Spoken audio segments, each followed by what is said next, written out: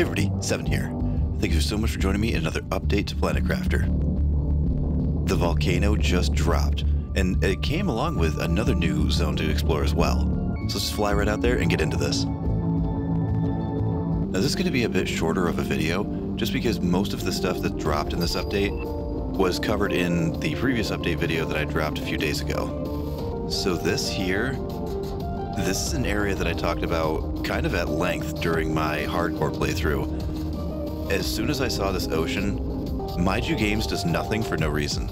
Every time they add something, change the graphics on something, change the appearance of the terrain, there's always going to be something there. So this is the new beach location.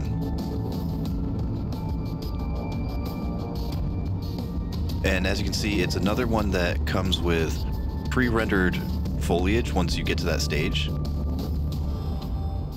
And it also appears to have quite a bit of underwater interaction as well. There's several new blue chests that you can stumble across in different zones. There's also 2 brand new gold chests as well as 2 new effigies. Now both of the 2 new locations can be easily found because they're both just off of the waterfall zone. So you can see the waterfall zone is right here. The new beach location is pretty much just attached right to it, and the new volcano zone is attached right to it on this side. I don't know if they fixed the cardinal directions yet. No, apparently they did. So yeah, it is just south of the waterfall is going to be the new beach, and then to the east of the waterfall is going to be the new volcano location. Now, as I'm flying out to the volcano, look at this.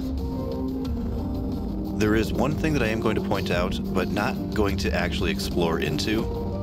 And it's just because while I want this update to definitely generate more hype and more interest in this game, I don't want to have any sort of spoilers. So in the previous video, I talked about the new element that was just introduced, the obsidian. You now actually have a location where you can put down an extractor and get the obsidian. And it's even reflected on the map. So now you can see there is actually an icon, so you can put an extractor down and now get the obsidian. I love how this place is also chock full of iridium too, just because it'd be fitting. Do be careful where you stand and where you land though, as some of these do cause slight damage over time, which now that makes me wonder if there's going to be some sort of thermal resistance plating or boots or something like that so you can actually walk on this. The entire place has been beautifully rendered and beautifully created. There's lava falls, there's flame spouts. The entire place just looks absolutely amazing.